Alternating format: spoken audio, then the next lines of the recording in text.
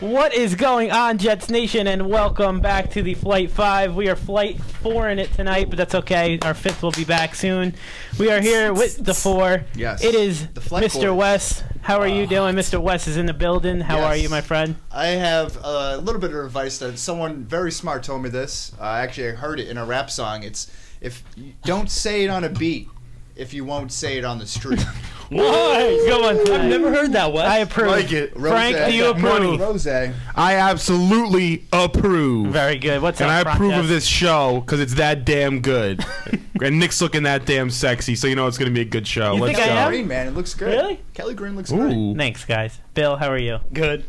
Shout out to Rick Ross for dodging that drive-by. Apparently that was planned out. That's what 50 said. Frank Yeah. told me. He relayed the message to me that Rick Ross had planned that. Is that true, Frank? No, that's what 50 said. Me and 50, we don't talk anymore, though, you know? No? So, What no, happened no. between you two? I don't know, It's man. Ever close. since Bieber got involved with his stuff, you know, Yeah. I had to fall back. Yeah, I hear you. What I are you hear you. guys even talking about? I don't know, Wes. What we are talking about tonight is the Super Bowl. It is Super Bowl Sunday, this Sunday.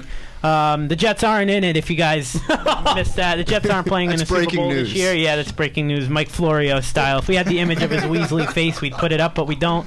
The Jets aren't playing in the Super Bowl this Sunday, but It's the been a Ravens while, and you Niners know? will. It has been a while. since we haven't. It's been so long that we feel the need that we have to talk about the 1968 Jets today. So we will honor the New York Jets Super Bowl since it is Super Bowl show, I guess you can call it. And we haven't won a Super Bowl for over 40 years. So we will talk a little bit about the 1968-69 New York Jets. Joe Namath, Emerson Boozer, George Sauer, Frank's boy, who he'll talk about, Don Maynard, and the list goes on. That was a Sauer great team. power. We'll talk about them. We'll also, at the end of the show, give you a list of do's and don'ts for your Super Bowl party. So if you find yourself sitting awkwardly on the couch and you don't know whether to go to Twitter or get up and go get some more chicken wings, we'll give you the do's and don'ts. Always get the chicken wings. Yes, absolutely. Chicken And wings over Twitter. Yeah, be careful. There's a chicken wing shortage. So that's true. I heard there were two idiots out there. They tried to rob, or they did rob a truck that had, I think, of over 62,000 pounds. I did hear that too. wings or I don't know. something. I don't know the details, but I don't know saw the it. numbers. Pull it off? No, I think they got caught. I mean, Nah, that's you're where they're robbing dumb, but wings. the and idea wings. was genius, though. Yeah, right. I mean, you could sell them. I don't know. That's where There Rick, always is. that's where Rick Ross was out. headed. maybe Chicken that is wings are what the it most is. over. Now it all makes sense. The most Yeah. overpriced thing in the world, It man. really is. So overpriced chicken wings. Yeah. 6 are like $15. What's You serious? And we'll also talk. We'll do a little free agency. Go over course. kickstart the offseason free agency with a little keep or dump segment. We'll talk about the Jets. We'll take 10 free agents, 10 of the top ones this year, and we'll discuss whether we're going to keep them, dump them, do whatever with them. But before that, guys, Super Bowl week, like I said before, what's the plans, Wes? What are you up to on Sunday?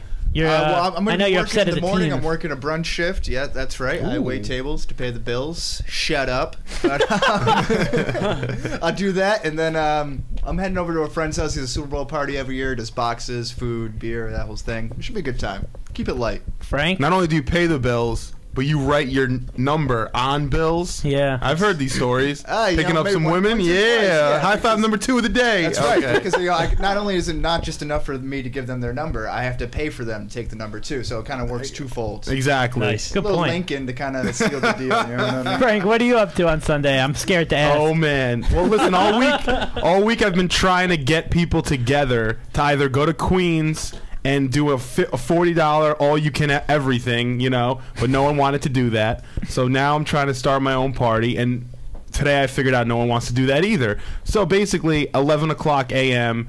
table games in White Plains. I will be there. Like Table dice? games. Table Dice, games, cards, yes. poker, and stuff like that? Nice. All types of table games. You shoot Table dice? games Sunday. What? Do you shoot dice? Is that No, No. not at all. Remember CeeLo No back in high no school? table games Dice, in New York. yes. Right.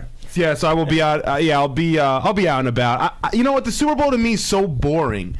It's always so boring because there's so much potential, I feel like, for big parties, and everyone's just a real thotty, sitting around slobbing, and I'm trying to get more active about it. So I'm gonna, partake in some table games on Sunday morning. Run a mile before. Go to the gym. Is your goal just to avoid a discon?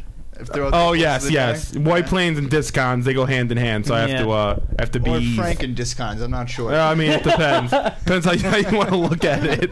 Bill, what are you doing? One way or another, it's getting to the discon, you know. Right. Whether I'm there or White Plains. I live in the now. I don't have any plans. I just live right now. Some of your personality test said, you liar. But we'll probably be shooting dice with Frank. Oh, all right. Well, again, guys, this is Flight 5. You're listening. Give us a call at 914-595-4871. Tweet us at 5NLive. Skype us at ZDalzaNY. If you're watching on ZenLive.tv or Flight5Live.com, you can see the little bar above and below my head. You could give us a call, Skype, tweet, anything. But what we want to do is introduce a kind of little fun thing we're going to do to completely wrap up the 2012 season, and that is do a little Jet Fan Award tweet out. What we'll do is we're going to tweet. Actually, right now, the little Twitter robot is going to send out the 5 categories look at him go. for the awards that we will announce, and we'll keep the nominees and keep the nominees open from now until Monday morning. Then Monday morning, we'll take the highest nominees and we'll put them in a poll. I'm not going to give out the awards. You have to go to Twitter right now. The account is the number 5, letter N, live, to see the nominees and the categories, and definitely get your voting shoes on. You can vote starting Monday morning on Flight5Live.com.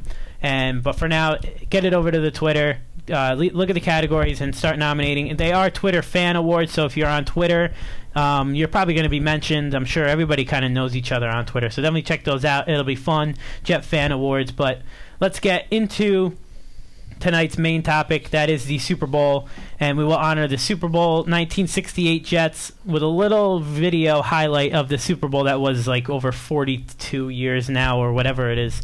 40.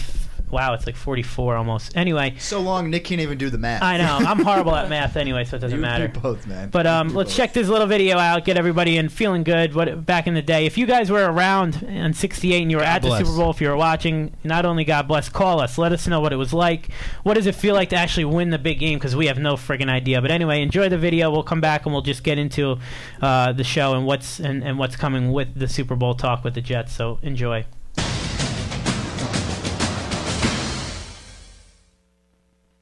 At a banquet 3 days before Super Bowl III, New York Jets quarterback Joe Namath publicly guaranteed that his team would beat the Baltimore Colts. And he didn't let his fans down. NFL Hall of Famer Johnny Unitas entered the game and led Baltimore to their only score. But the lone touchdown wouldn't be enough.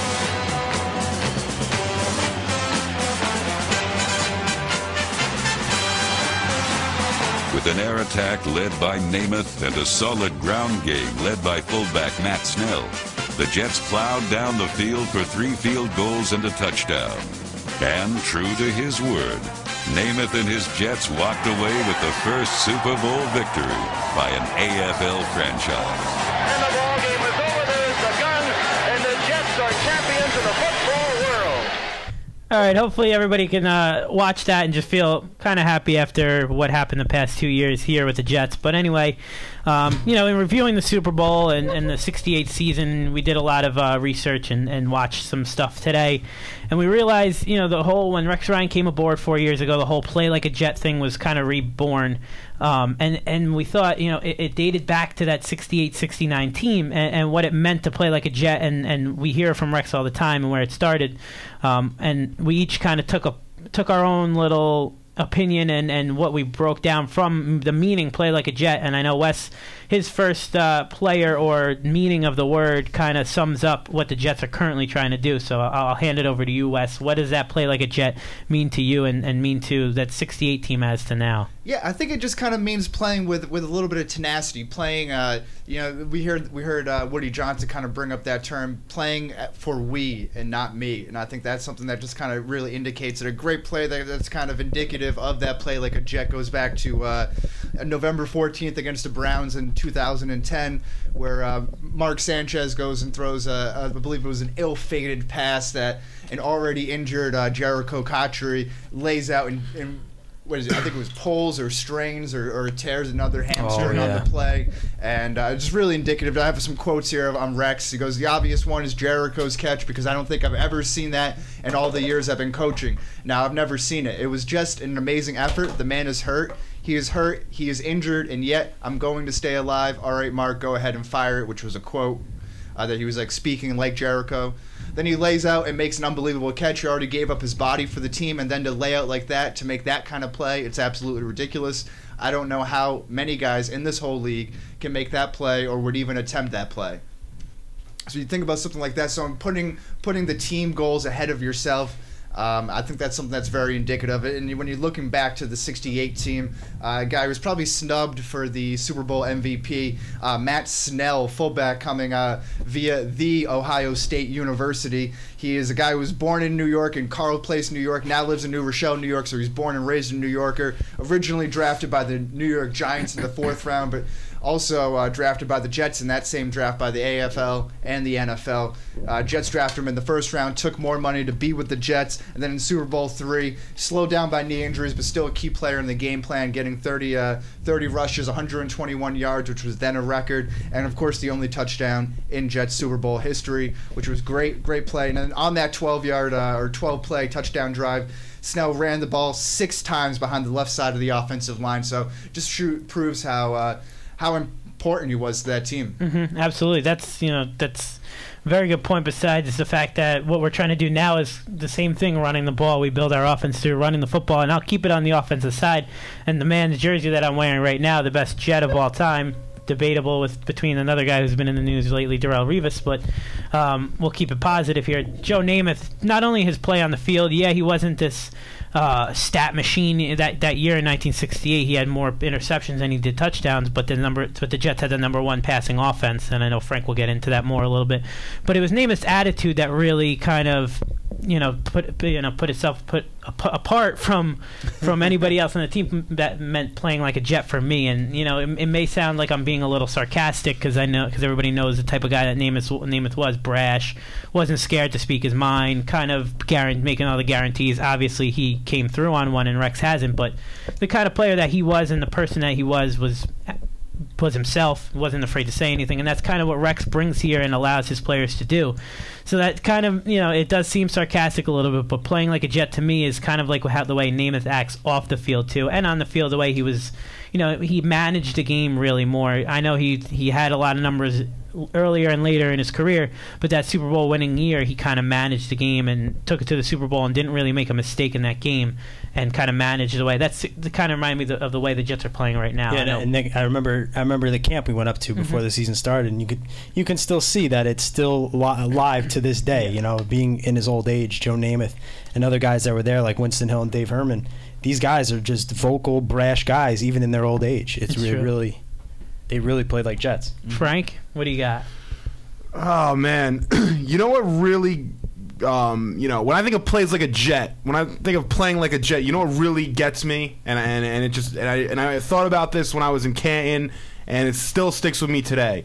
If you look at the Jets receiving core when they did win a Super Bowl, okay, Don Maynard and Mr. Sauer, George Sauer, they were ridiculous. Don Maynard's in the Hall of Fame. The guy's numbers are outrageous. He did so much for the Jets. He's a play like a Jet type of player. But if you look at George Sauer, what he did in that Super Bowl game was Joe Namath threw for 206 yards. Sauer caught 166 of those 133 of those 206 yards went to George Sauer.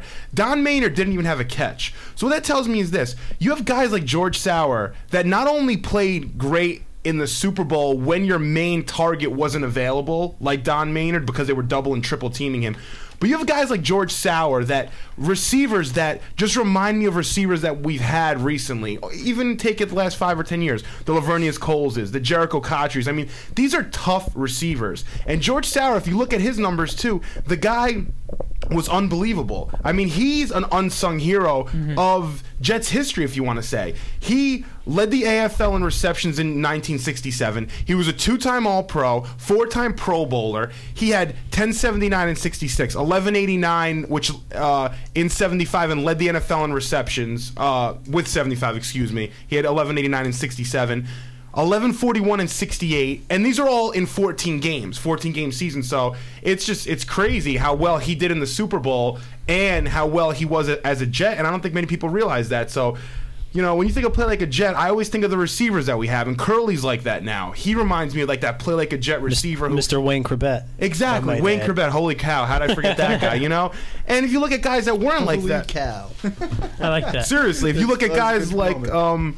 you know, Keyshawn. Keyshawn, There they you weren't go. really they weren't really Jets. You know, they were more about themselves than the team as a receiver, and that's why they didn't last too long. So I like the fact that, you know, we look at back to, you know, 69 when we won a Super Bowl, and the guys on that team, receivers, those were Jet receivers. Yeah, absolutely. That's a great point. Go. And What's up? not to mention like what Super Bowl III meant for the NFL, and Oh, everybody yeah. knows all the, Yeah. you know, you can list what that game meant for the NFL, and you bring up a good point about when we went to Canton, Frank. It's if you go into the Super Bowl wing at Canton, Joe Namath is very prominent. He's everywhere. He's got one of the bigger displays in the entire wing. So it you know, the Jets haven't been there much, but Super Bowl III is a very proud moment for the Jets. Oh yeah, as a absolutely. franchise. It's one of the biggest upsets or underdog story in sports history. Yep. You know, you think of the hockey miracle game. I'm not big in hockey, and I can't tell you the details of that, but I know that's one of the USA bigger against miracles. Russia, that's what you're referring Oh, what did I say? Yeah. What did I call it? You said the Olympic game, and you said you didn't remember the miracle? details. I'm just Yeah, giving you a little anything. bit Yeah, more whatever it fun. was. Yeah, USA versus were they Russia at the time? USSR. USSR, yeah. Okay, so The either way, Miracle on 34th that Street. underdog game, the Super Bowl III, even that upset a couple years ago with the Giants and Patriots was a Yeah. huge Yep. upset. A 9-17 versus 16-0 team, which, you know, when you think of upsets, and two of them come from New York right away. What's that, Frank? No, what I was going to say is what's interesting about that Super Bowl also is if you look at the Jets offense at the time, they led the NFL or the AFL at the time, but they led the entire league in points scored. They scored more points than any team in the league. Second was the Colts. What's interesting about that is the Jets were actually, were actually a team that was geared to play against a zone defense. The Colts at the time introduced a zone defense to the NFL. The Jets were used to playing zone defenses in the AFL, so when they played against the Colts with that offense, they were ready to go. And another, tip my hat, another moment I'm going to tip my hat to the receivers is Namath had actually more interceptions than touchdowns, 17 interceptions to 15 touchdowns, yet they still led the AFL, the whole league in points scored. So it shows you that, you might have had more interceptions and touchdowns, but they found ways to make plays and make things happen. And I think to the running game too. Yeah. it does speak to the running game, and that's still how we need the Jets to be now. I mean, we have quarterback situations like a Mark Sanchez that take 2009, 12 touchdowns, 20 interceptions, but yet we still made the AFC Championship game. The Godfather, Same Vinny thing now. Testaverde. That's actually going to lead a great job of running into the next point there, Frank. What we want to touch on next is kind of keep it on the Super Bowl level here. The near misses in Jets history. You think back to the '82 team when the Jets the championship game versus the Dolphins in the Mud Bowl, the 1998 Jets, 2000, You love the Mud 2009, Bowl. 2010. No one loves the Mud Bowl more than Nick. That's not true. Nobody. Wesley Walker loved the Mud Bowl. I remember he doesn't like the outcome, but he loved talking about it. He talked about, he was only on the phone for like 5 minutes, but it felt like an hour because he talked so fast and he hit on all those notes. He was on the show back during the season. Wes, And he were you on told the us show a when lot he was about on? that. No, I don't believe so. I don't It think he would've was been- it here. would've been nice Brian to, was here. Wes. Brian was on the show. And Wesley Walker, by the way, this guy speaks so fast that within a 5-minute period, you would think you're on the line with him for about a half hour. But I remember the interview went by in like 10 or 12 minutes. I thought he was on for 45 minutes. I looked over to Brian because he was sitting where you were, and I'm like, Brian, how long was that interview? How much time do you have? Like, dude, it's only like, 7:30. I'm like, what? I thought the show was about to end. Frank had his socks and shoes on, ready to go. He was ready to leave. It was ridiculous. He Yeah, it speaks was. faster than anyone I've ever heard. All I can say seriously. is the guy's got a great name. That's all I can say. Yeah. It's like Wesley Welker too, Yeah, that's right. He was the original West is in the building, by the way. Mr. West. Yeah, he Mr. was. West, We yeah. gave that. Mr. West to you. We gave Oh, yeah. that name. Excuse We me. said Mr. West is in the building when Wesley Walker called West, so you kind of took it back from him. But anyway, the point or the question I want to ask you guys is which former Jet team, obviously past, had the best shot of winning the big game? What was your favorite winning Jets team? And I'll start with you, Bill. Ooh, I gotta go for me. When you talk about numbers and offense, I gotta go with the 1998 Jets. 12-4, first round bye. We haven't had many of those home playoff games. We haven't had many of those either. Beating Jacksonville like we did, even though we came up short, losing to the Broncos. But what sticks out to me most about 1998 was the coaching staff that we had in place. Yeah, You, absolutely. you- That was you look ridiculous, at look at these guys. You had Bill Parcells as kind of the godfather of what he did in his time at head coach. With offensive coordinator is Charlie Weiss. He went on to be a head coach. Bill Belichick, defensive coordinator. He went on to be a head coach. Wow. Assistant Not coaches even on this team were Romeo Crennel, Eric Mangini, Todd Haley. I believe Ken Wisenhunt was on that team as well. Tight ends coach. Yeah, absolutely. Loaded from top to bottom. And you look, you had a young Curtis Martin. One of his many over 1,000-yard years, 8 touchdowns.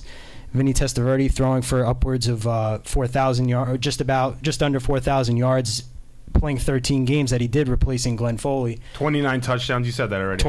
29 touchdowns, seven Unbelievable. picks too. That's Really in 13 good. games. At that time, Keyshawn Johnson, these guys were all Pro Bowl numbers, but a real stat that stuck out to me too about the Jets was what we did with a generally veteran defense.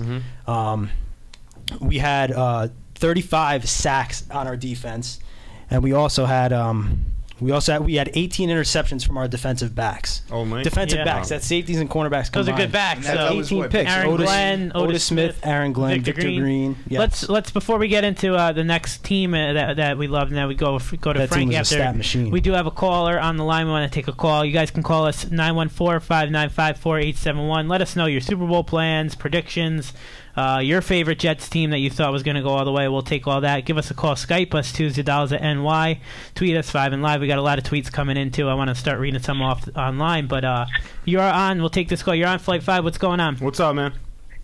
You guys are still talking about the Jets. It's a Jets show. What do you expect? Oh, you guys. Great way to start off the show. Well, we are a Jets show. It's think like us this- talking I about think politics after the election. We're still going to That's talk true. about politics. I don't think this guy has to say another word. That'd be the best call of all. What a real hashtag SB, hashtag POS. Yeah, you know? besides for being all those, what do you got? What's on your mind? Well, I saw on the Twitter it said seniors call in, so I figured I should call in. What's your old ass have to say? How are you guys doing? How's everything going? I didn't get a chance to call in the last few weeks. I wanted to let everybody know you guys are doing a great job. All the guys on the team, especially my guys, all wanted to say before they ran out of town that you guys are doing a great job, and hopefully they see you next year. That is verbatim from one of the guys. Awesome. We Awesome. appreciate Nice. that. And whoever But- it was, they're always welcome on the show. Just let us know. We'll set it up. We'll talk to them for a little bit. Even if they're not around NYNJ, we'll still talk to them and want to hear what's going on with them. I'm just excited because I heard Frankie was going to go to the open tryouts like Marky Mark did back in the day with Philly. Oh, I I'm heard down. he wants to kick, too. He wants to punt. Yeah. Yep. Well, they might actually consolidate the position given the their robust cap space. Oh, that's Yeah. true. I could be a sponsor, Is it true? too. Sorry? I could be a sponsor board. We could put the Garbage sponsor on the two front teeth, you know? chicken. We could throw them right on Jersey there. phenomenon. I'm telling you right now that when you do sell that ad space, I'm coming after you for intellectual property. Right That here. is great. All right, before we let you go, what was your favorite Jet team of all time?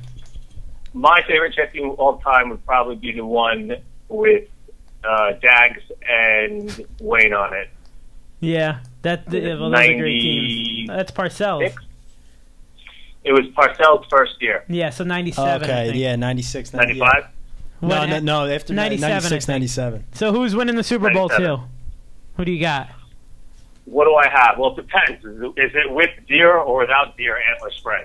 Bill took all the deer antler spray from the locker room, so we're without it. He's given up on I would enhancement say- pills. He just uses deer antler spray now. Try it out. If this kid Kaepernick plays the way I think he can play, then there's no way that the linebackers of the Ravens will be able to keep up with us. Especially without the antler spray. All right, man. We appreciate the call. Enjoy your Super Bowl Sunday. Don't Let's, spray too we'll much be in antler touch. spray all over your body. So Yeah, that's enjoy Guys, your you guys weekend. are the best. Just keep up the good work. Thanks, man. Thanks, Appreciate man. it. Thank you. All right, we'll go to Frank. Frank, your favorite Jet team of all time. All right, well, I'm going to go with 2009. I love that team. And, I'm not a big Mark Sanchez guy, so I really couldn't hate much on him then because he was a rookie, so I'll give him a pass. I didn't really have to think about him much, so it was good. What I loved about that team was their defense. Their defense was stacked. We were number 1 ranked in the NFL total. We had the number 1 pass defense with Revis. We also had 30 giveaways. 31 takeaways, excuse me. 31 takeaways. Now, we did have 30 giveaways, so that was a negative. But what I loved about that team was the run that they made. We were young. Rex was in his first year. We played phenomenal. On top of that, in rushing offense, we were ranked number 1. Thomas Jones was 3rd in the NFL in rushing yards. He had 14 touchdowns. I love Thomas Jones, always did. Oh, yeah. Green was in his perfect role. He had 504 yards. He averaged 5 yards a carry. That's Sean Green. Yep, 5 yards a carry. He doesn't even average half of that now, the meatball. And I just love the way that team played. I mean, average 4 carry this year. Sean Green. Whatever. No, to me, it looked like under it seemed like 4. 2.5. But what else I loved is after the That's a big Atlanta difference. loss, the Jets were 7-7. Rex pretty much counted them out, and that Colts game when they were 14-0, we were worried, or 13-0. We were worried. I mean, what's going to happen if we lose? We're done. Then Curtis Painter came in. We beat that Colts team with Painter. Then we beat the Bengals, and then we went to the playoffs and we made a run. And that was like the start of something great. We had a rookie quarterback. We didn't know how he would. We didn't think he would get worse, but it happens. But actually, Sanders did get better in 2010, so got to give him credit on that. He did. From 09 to 10, he made his biggest jump easily. Before we go to do you want to finish your No, that was it. I just love that team, and I love the Yeah. run they made. They were young, and their defense was I think their best in the Absolutely. last, in the Rex era, if you want to say. The run kind of verified the fact that maybe we got a gift with the Colts, but That's a good the point. run kind of That's we went true. 7-2 to finish the season, so yeah. Before we go to Wes and take his, we have Brenda Skyping in live. We always want to take the Skype, so we'll definitely love to bring aboard Brenda. What's up, Bryn? What's up? All right. Hey guys, How are you? Oh. How's it going? I'm good. I survived New Jersey. How It was that? How very was your trip? cold. Did you get to go by MetLife at all, and just to see it, or no? I'm sorry? Did you get to take a ride by MetLife and check out this? Have you checked out MetLife yet? No, all I was able to do was go to graduation, and then I had to fly back home on Saturday. Oh, all right. How was the trip? Graduation was incredible. Yeah. Good. What's on your? Yeah, we haven't seen one in Flight 5 in a while. No one here's really graduated in like 10 years, so it's been a long time. Let's you talk about Frank's GED. Yes. And we're not talking middle school aside, What's on your mind, Brenda? What do you got going on? Okay, I'm going to say, I know this is going to sound so terrible coming from me, but this year probably was my favorite team. Really? I mean, really, because how much high maintenance could this team have been, and in the news constantly. So I'm thinking this was probably, as far as offense, the worst they could have been, and I'm really thinking we're going to go up after this. This was rock bottom. So this had to be my favorite team because I'm going to watch them grow and be better after this. I like that. Interesting. That is a great point. If you think about it, a lot of people have said that 09 was sort of a fluke and 10 built off 09, but the Jets weren't as good as people gave them credit for in the last 4 years. Everyone brings up the championship games, that they needed a low to build back up. So it makes sense. I mean, Yeah, I mean, maybe, and I always date it back. Maybe we have to go through this to see that Sanchez absolutely isn't the answer and stop being stuck with a guy who's just going to kill us in the future. Like if he went on a few average years and he played okay, and we stuck with him for 6 years, 7 years, and we were like, well, we don't want to get rid of him because he's okay. Maybe that in the end would be worse for the franchise. Maybe he needs a complete clunker of a season. We get rid of him. We bring someone else in. I mean, it's a good point. It's a interesting argument. And you got it takes some stones to bring something up like that. So Bill's it's good to shaking get his head at you. you, Yeah, Mick. I'm go sorry. ahead. I just don't. We are- buy We're it. all gluttons for we it, are though. We're all tortured. glutton for We're punishment. tortured fans. Tortured. It's Yeah. true. It's very God. true. I So don't see Bryn- how there's anything good that can happen after this year, given everything that happened, given all the media outroar about Tebow, about Sanchez, about these anonymous sources. I'm sorry, this team didn't have to hit rock bottom to No, they kind of didn't. They realize really didn't. where the changes need to be fixed. But if that's what they have to go through to do that, then so be it, and it's a learning experience. Cheryl Milligan on Twitter said, "Oh no, Nice. trust me, it can get worse." So. Oh, boy. But Brenda, we're gonna take another call, and we appreciate you skyping in as always. Have a great night, and we'll talk soon. No, don't forget to All right, vote take for your. care, guys. Don't forget to vote Thank you, for the Brenda. Jet Fan Awards on Twitter now. So we'll check those out. But we're gonna take a call. You're on Flight 5. What's going on? Nick, what's going on, man? This is Wills. Yeah, what's up, man? How are you? What's up, dude? How's it going, boys? Was able to jump on tonight. I got the LSAT next week, so I was able to stick around and listen to the show for the evening. But I wanted to talk about my favorite Jet team of all time. Go for it. Yeah, let's hear it. I got to go with the 2010 Jets, and Smart for a couple of choice. reasons why.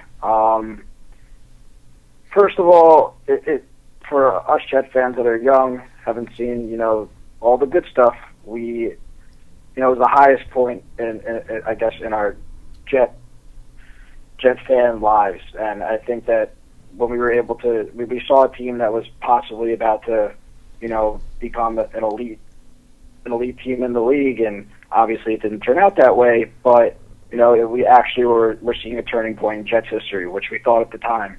And when we beat the Patriots in the playoffs, that is a top 3 Jet playoff win of all time. Yeah, it was for sure. The magnitude of on the that road. game, that for us Jet fans, we thought, the division was ours, and the division wasn't ours for years and years. Since, we were talking about those Jets in the late '90s. Yeah.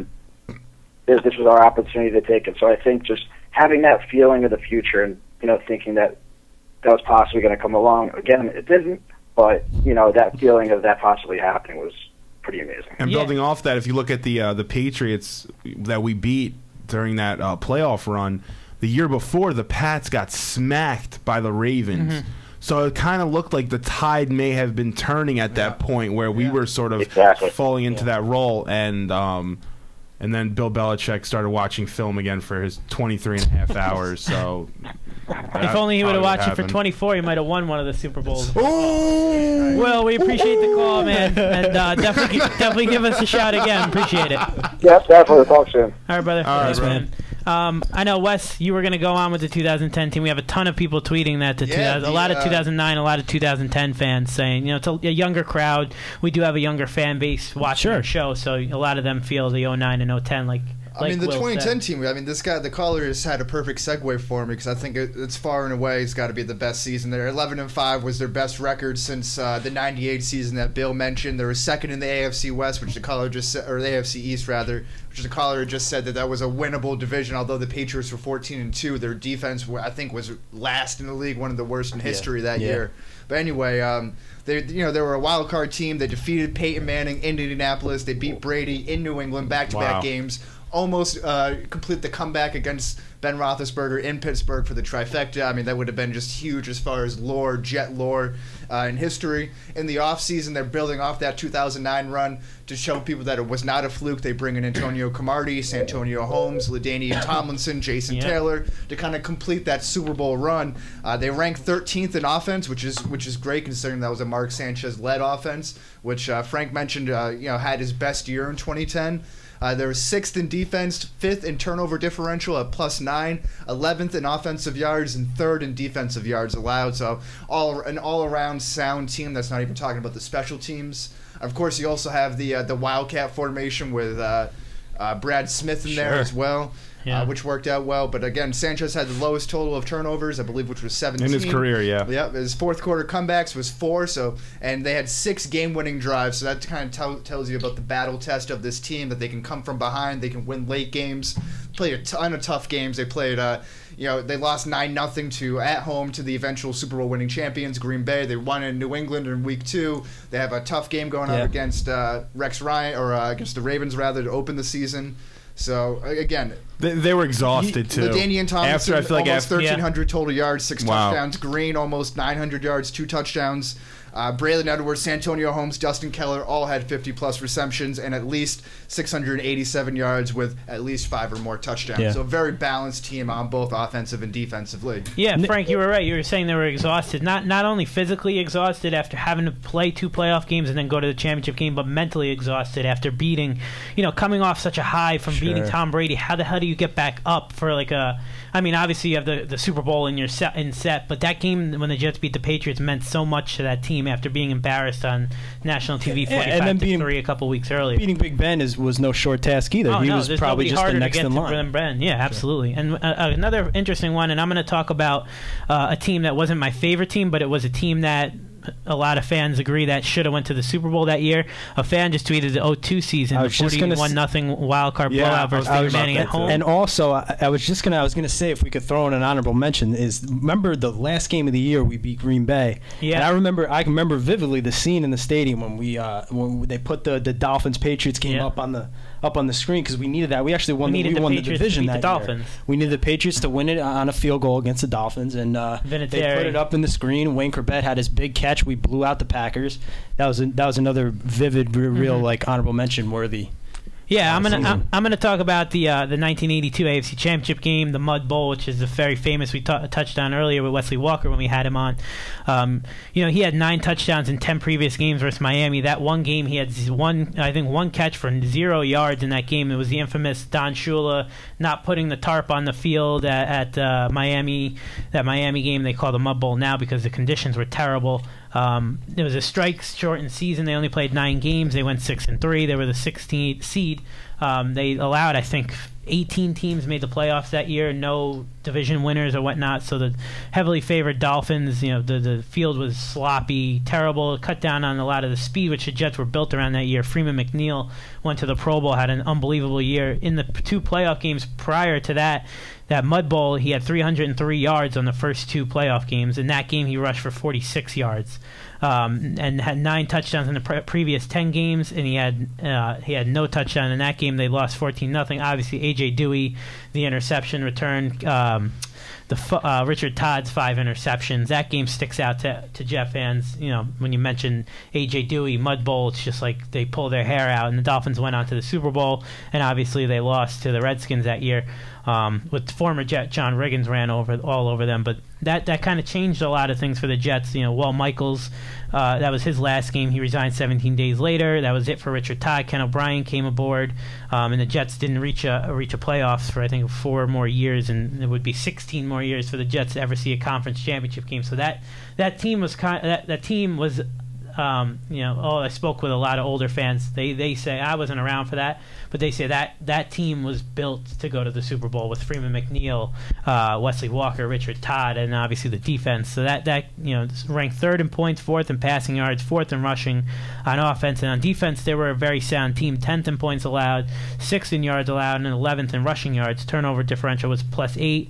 Walt Michaels, head coach. I mean, that team was as solid as possible. Don't remember Johnny Lamb Jones was on that Johnny team. Lamb Jones, everybody loved. You're damn right. Let's take another call. Johnny What's Lamb going Jones on? had a touchdown that year and 470 yards. Oh, so Johnny Lamb Jones. Oh, so you had like a Keller year. Let's take a call though. You're on play 5. What's going on?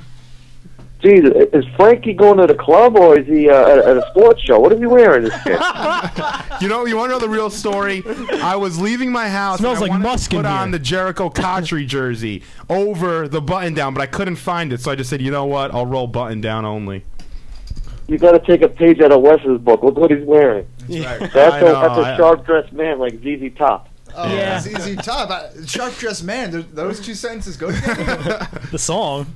I don't know. I got a question for what do you got guys. going on besides in your calling mind? What's that? In your mind, with the draft and the way things are going and the way the division is, with Tom Brady never retiring and his team always cheating and being good, how long before the Jets can win a division? I mean, in all honesty, 2 years, 3 years? When are we going to get a quarterback? Yeah. When does Tom Brady leave? That's actually, there's been honesty, my There's question been and reports answer. about his game declining actually coming out of New England. So Well, it's I got don't to know what decline that means. eventually. I don't know if that If goes I- from like Hall of Fame to like Pro Bowl level, but you know. I think playoff, making the playoffs, I think be it can happen 36. sooner than later. I really do. I think we can make the playoffs in a year or two, but winning the division, it might take a little longer than that. But Yeah. I think we need to experiment with a new quarterback. I know I've been saying this forever, but we need a new quarterback, or else we're not getting anywhere. Yeah, that's true. Well, we're going to take another call, though, on Flight 5, and we appreciate the call. Making fun of Frank. I think Frank looks sharp tonight. But anyway, you're on look Flight sharp. 5. What's going on? Oh, hi. This is Connie. And I just saw now on Twitter where you said to call in if we were at the Super Bowl III. Connie. This is What's Connie- going on? Connie Hello. Carberg, Connie Scouts on Twitter. Connie, what's going on? How are you? I'm doing just fine. I didn't know if it was too late because I just was tuning in now. Absolutely I- not. We'll always I make think- time for someone who had a big role in the Jets organization and someone who was around for the Super Bowl. So we're going to give you a minute or two here now and just give us all the information you got on that Super Bowl team. We'd love to hear it. Anyway, you just asked me any kind of question. I'll be glad to give you anything. Yeah, it was great because I was a high school senior at the game. Wow. All right. So Oh, that's cool. So all right, seeing that team. This is off the top of my head. Seeing that team and seeing the Joe Namath. Just I don't know what you want to call it. The hysteria that he brought to the fans and the team and the league in particular. But what was it like having actually that superstar at quarterback? Us recent younger Jet fans really don't know what that's like. Okay. When will I be on? You're on right now. You're actually I'm on the on air. right now. I'm on now? You are live. You're live. Live in Flight 5. Okay, hi everyone. Oh, okay, yeah, this is Connie Scouts, and I just want to let you know, yes, I was a high school senior, and I was at the Orange Bowl for Super Bowl III. It was probably the greatest thrill of my life, and my dad, Dr. Cal Nicholas, was on the field as the team internist, and when Joe was there, it wasn't made that big a deal of the guarantee. It was just kind of floating around out there, even though it became more and more famous as time went on, but being 17-point underdogs. But, and we kind of knew that Don Maynard was hurting, but we didn't know exactly how that was going to work. Mm-hmm. And they used him as a decoy, and they threw the long bomb just to make sure that we're going to keep it honest against the Colts. And then they just went to town with George Sauer, Matt Snell, and Emerson Boozer. They could all run, but also great blocking backs. And then our defense, led by Walt Michaels, who was the defensive coordinator back then. You only had about 5 coaches. Just played an amazing game. It was just totally, just the most amazing, thrilling thing that I've ever been through. What did you do now? Being a senior in high school, I mean, I can't think of a better time to, as a fan, to win the Super Bowl. What did you do after you guys, after the team won? Did you guys go out and have a big celebration? 'Cause that's always something in the back of my mind. Like, what the hell am I going to do when this team finally wins the Super Bowl? Am I going to be so in shock and in a state of confusion that I'm just going to sit there on the couch and not know what to do, or am I going to go out and go crazy? What did you do when they did win? After the game, the Jets did have a celebration there, right there at the stadium afterwards. They had a place for everybody and the whole team to gather. So everybody gathered there together. We had all stayed at the hotel together with the team, and so we all celebrated then. Never but happened. then getting back to reality, where Was I it grew a up on crazy now. party, Connie? Everybody just it was just one big celebration. It was just you just didn't believe it because nobody ever heard of such a thing with being 17-point underdogs. And then when I got back home and being a high school senior, as soon as the season was over, right after that, back in those days, most players had jobs in the off season because they didn't train that much in the off season or lift weights. So it was very different. So the Jets formed a basketball team. Wow. And they traveled from all over from high school to high school, and they played. So they came out to my high school, and so they had everybody from Jim Turner and Boozer and Ralph Baker, and a lot. Of course, Joe couldn't play back then because of his knees. Mm-hmm. Yeah. But a lot of the guys, so they came to my high school, and I felt like the queen of everything, ushering all the Jets into my high school to Wow. play and everything, and then over to my house for a party afterwards. That's awesome. That is really awesome. It was. I mean, that's just great firsthand information we didn't even have set up, and we appreciate the call, Connie. But and we know obviously it's probably going to be that team. But what we did, we were asking the fans what their favorite team of all time, or second question, what Jet team should have made the Super Bowl. So we'll ask you that before we let you go, and we appreciate you taking the call. So what team was your favorite, or did you think should have made the Super Bowl? Of course, that one winning the Super Bowl was there. And the other one, as I said, I would say the one that was the Mud Bowl that I think Yeah. could have made there when Don Shula did not put down the tarp, And when we had the speed with with Brucey Harper, and we had the speed with Freeman McNeil and Wesley Walker, and that was really the whenever we got so upset that happened, because we really were in great shape to win that game, and the team had built. We had the sack exchange, we had a great defense, that was very, very upsetting. Absolutely. Anyway, Connie, we really appreciate the call, and we want to thanks, Connie. we want to have you on as the draft comes closer, because obviously you were the first female scout with the New York Jets. And guys, if I highly recommend following Connie on Twitter at Connie Scouts. Give her a follow. I have one last question for Connie. Frank will have a question for you, but when we let you go, or before we let you go, but again, we would love to have you on as the draft approaches and get your opinion. Anytime. I always enjoy your show all the time. So I just said I just got home, so I said I got to put it on again, so I'll be listening to the rest of it. Thank you, Connie, guys. one last question, Connie. Sure. Okay, how was Bachelor's 3? Did you ever go there? And I want to know a little about it. No, I was too young. Never went to Bachelor's 3. So Oh, damn. I was still too young and everything. So I never did get there and everything. I did get to visit Joe when he was living down in Florida, and when I was in college, and I come down here with a couple of my friends. Joe was always wonderful. Got to visit his place down in Florida and sit and talk with him and everything. But I never did get to Bachelor's 3. Oh, okay. Oh, man. All right. Thanks for coming on, Connie. Yeah, Really thank you, appreciate Connie. it. Thank you. All right, take care. You too. Bye-bye. You too. All right, we're gonna have to go to break. When we're gonna come back, we're gonna move on from the Super Bowls, because we need one of our own. I hate talking about older ones now. I mean, I love talking about it, but I want to start talking about our own. But actually, before we go to break, we'll take a call. We had a few people waiting when we had Connie on, but you're on Flight 5. What's going on? This will take 20 seconds, Mickey. All right. And I know you and Franco appreciate this. All right, perfect. It took a true Italian quarterback in the 90s from the U to get the Jets to the glory land. That's all I got to say. Man. I take that back. The other call was not the best call ever. That one was. Call that I've ever had. Yes, absolutely. It did. Mr. I love Greenhead. you guys. Great show, man. Thank you. Appreciate it. Thanks. The Greenhead, Vinny.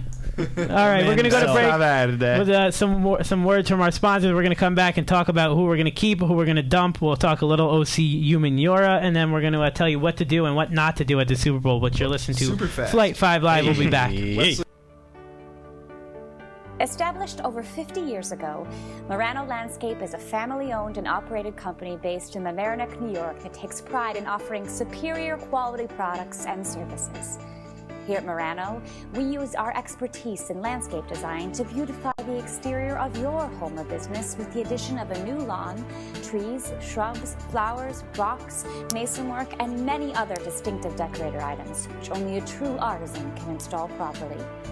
Our years of experience in commercial and residential landscaping, coupled with our dedication to doing professional work, ensure that your grounds will look better than ever before. By calling us to do your landscaping, you get more than just a job. You get the environmental designs and ideas of an expert in all fields of landscaping and hardscaping for residential or commercial properties. Call Marano Landscape at 914-698-4065 to take advantage of Mamaronek's best landscape ideas for your home or business.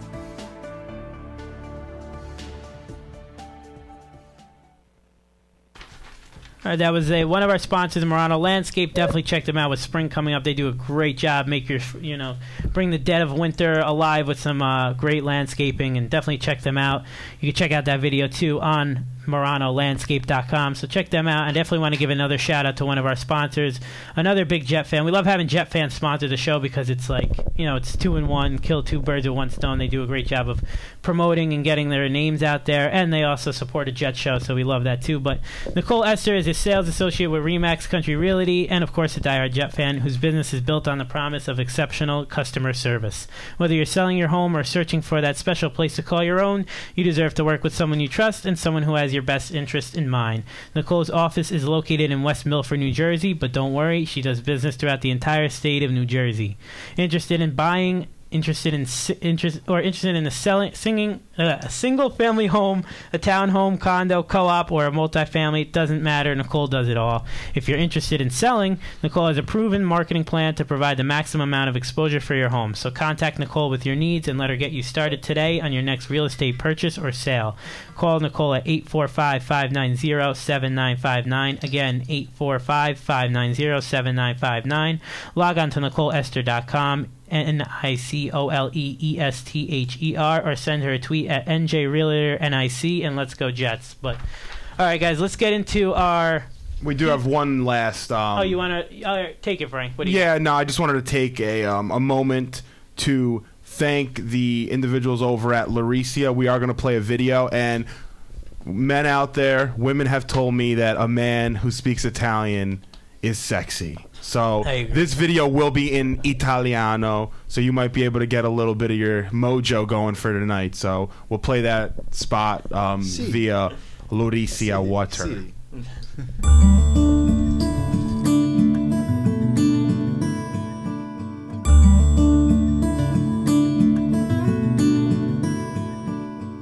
Dalla natura incontaminata delle Alpi marittime, dal cuore della montagna, lontana da ogni possibile fonte di inquinamento, sgorgano le acque di Lauricia. Perfette, pure, leggerissime, facilmente smaltibili dal nostro corpo, poverissime di sodio e molto compatibili con l'organismo. La leggenda racconta che le sorgenti termali di Lauricia vennero scoperte più di 100 anni fa dal minatore rosso. Le acque erano ottime da bere e possedevano miracolose doti curative. Da allora, il nostro compito è quello di permettere a tutti di bere le nostre acque, facendole arrivare comodamente sulla vostra tavola, incontaminate, così come sgorgano dalle sorgenti. A garanzia di ciò, controlliamo più volte al giorno le nostre acque nel laboratorio interno. Imbottigliamo con l'ausilio di macchine moderne che garantiscono la massima qualità, utilizzando principalmente contenitori ecologici, nel pieno rispetto dell'ambiente. La nostra acqua è esportata in tutto il mondo e, grazie al vetro, conserva perfettamente le sue caratteristiche. Ma Lauricia oggi non è solo acqua. Da straordinarie materie prime. Love, man, nothing like a little Italian language to soothe the time. So soothing. You know what I mean? the soul. I still have to sleep. It was so soothing. Oh, it really is, man. There's no point of drinking wine. Just listen to that commercial 100 times. You'll be fine, you know? Excuse. Excuse me. All right, so basically what we're going to get into next, and this is a big topic that I was very interested in. OC came out and said it was between the Jets that he would like to play for or somebody else. Who was the other team, Nick? I believe Atlanta. So basically between the Jets and Atlanta. And the Giants. And the Giants, if obviously. If the Giants don't keep him. Yeah, and as a Jet fan, I know that we would love a guy that would be able to come right in and play with Rex and be able to get a pass rush. But the question is, how much do we have to pay a guy like OC? Is he worth the contract? So we'll throw it around to everyone. And, would you want OC on the team, yes or no? Yeah, just for the price, obviously, taking all into account. I'm going to pass on him. I'm going to pass on him if I'm John Idzik and the Jets, just because I'm not sure if he can play the stand-up 3-4 outside linebacker, which Bill had mentioned that was a possibility of him doing, and I also don't see him wanting to rotate in with the new defensive lineman because that's exactly what he was doing with the Giants. He was rotating in and out with Tuck and Pierre-Paul. And this is a quote from him, which I believe was in ESPN New York. He goes, "Honestly, man, I think not only do I want to get something financially, but I want a chance to prove I am who I say I am." And whether he's rotating in with 2 first-round picks who seem to be rounding out into form, at least on the early end of things, I'm not sure if that's the most ideal situation for him. If you go to Atlanta, you go opposite of a guy, John Abrahams, or replace John Abrahams, maybe that can happen. But yeah. I don't see it fitting with the Jets. Bill, what do you got? I like the idea. I think he's a good player. Right, I just think I think when you sort it out, I think from the position that the Jets are in, you got to go with the you got to look to the draft for your outside linebacker guy. You got to look to the draft to get more weapons on offense. And OC, I think that's money that we're strapped a little bit with, and it's probably going to be better suited to spend on a guy like maybe Laron Landry if you can free up the space to bring him back. I don't think the Jets are going to be in a position to really go out there and start seeing, do we bring in an OC and a Landry back he's and when you look towards the draft, outside linebacker is kind of a position that's towards the top of this draft and kind of in wealth to get. Yeah, that's true. So I would at the end of the day I'd pass on OC. For me, I'm gonna answer a question with a question. Does it make sense? Maybe. Would I do it? Yes. Does it make sense financially? No. I would love to have OC here because personally, and I know I sound crazy, I think he's the best of the 3 defensive linemen that they have. I think he's better than JPP, and I think he's better than Tuck. I always did. I know he's not great against the run, but he can still play the run okay, but he is the best pass rusher. I love what he can do getting after the quarterback, and we desperately need that. But like Bill said, I think we got to go to the draft to look for that and kind of save a little money where we can because we have to spread it out. And get a young pup in there, too. He's got a lot of mileage, OC. Knee injuries and ACL tears and whatnot. So you're not going to get a fresh OC. You're going to get sort of an OC at the end of his career. Mm-hmm. But we do have the one and only It's Oasis is online. And he is ready. Hans, if you don't go off today, I don't know what's going to happen. I don't know what's going to happen. What do I have to go off on? What are you pissed at? You go off about anything. We're Jeff fans, and the Super Bowl's happening again, and we're not even close to making a Super Bowl, in my lifetime, probably. Yeah, Hans, you shouldn't need any motivation just to come up with a great rant. I expect you to just have one. I can't come up with that kind of stuff off the top of my head. It takes time for me to craft this stuff, guys. Right. Hans, you're ready. I think we're asking Hans too much. Yeah, I know. What's up, Hans? What's on your mind, my friend? Well, earlier today, I know this is kind of off topic, but Mike Perriero was taking suggestions for what kind of rules that fans would like to see changed, and I was kind of wondering what your guys' take would be on that. It's just real quick kind of thing like that. See, Hans always brings something off good. the top of my head. I love this. Don't throw the flag when you challenge a play that's already reviewable. I hate that. Yeah. When they're challenging, they're doing like a touchdown or turnover review that's automatically reviewable. Yeah. Someone throws the red challenge flag out there, immediate 15-yard penalty, they lose the ability to challenge the play. I got one too. And I know they're trying to be safe, and Goodell is really trying to make the game safe. But just because someone hits someone hard and you see the head whip back doesn't mean it's a personal foul launching at the head. I think they're too quick to throw that flag. Yeah. And you should be able to challenge that. You should be able to challenge it. If it was a helmet-to-helmet hit, you should be able to challenge it. And you should also be able to challenge a late hit on the quarterback. Now, you could say what qualifies for late hit or what qualifies for a helmet-to-helmet, but that's the same thing as what qualifies sometimes for a catch or not. So that impacts the game just as much as a catch could. So I think those should be definitely challengeable. What about you, Hansi? What do you got? Well, you guys actually kind of took my thoughts right out of my head. Nice. We're connecting here. We're one. We're one together, when we have Skype callers in, Quarterback when just hit him with one freaking finger. Uh-oh, he's gonna go off. It's just absolutely outrageous. Yeah, I agree, Hans. Hans, what do you think of Roger Goodell in one word? Hashtag POS. Beautiful. Hans, before we let you go, who's winning the Super Bowl? Ravens. Nice. I think Blackville can pull out an Eli moment.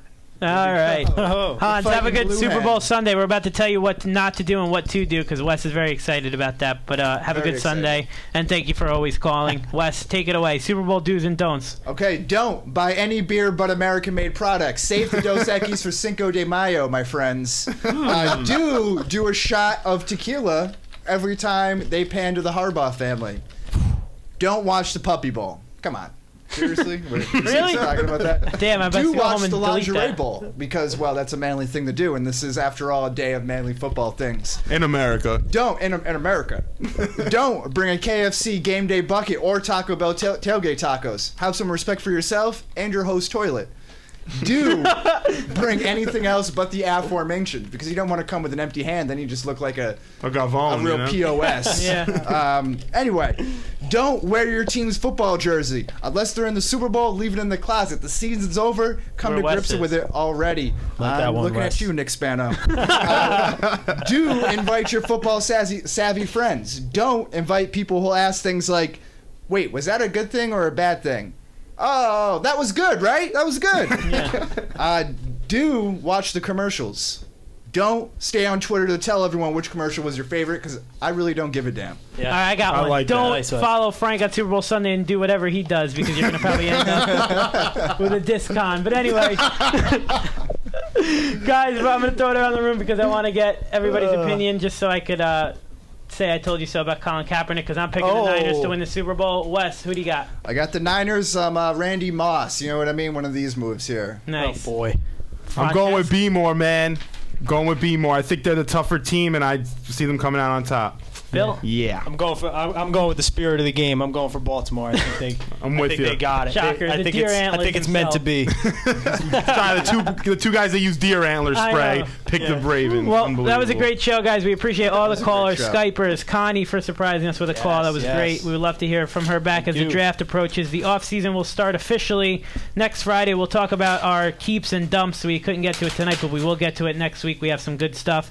And shout out to Thomas Jones, too. Absolutely. He tweeted us during the show. Thomas Jones, we love you in Flight 5, man. We want you on the show, We man. want you back on the team. If you could come out of retirement, we'll take you, man. I'm telling you. Be a part of the Flight Boys. Yeah, come on the show. That'd be sick. Wes, can I wear my Vinny Testaverde jersey? Shout out to our sponsors. Can I wear it? $1000@ZenLive.tv, Verano Landscape, Nicole Esther, and Laricia and Essa Cafe. All the callers, fans, make sure to get on Twitter at 5 and Live to vote for the Best Jet Fan Awards. Send us your nominees up until Monday. Then Monday morning we will start the voting process and announce the award winners next Friday, same time, same place, flight5live.com, zenlive.tv. We are out. See you next week. Enjoy the week.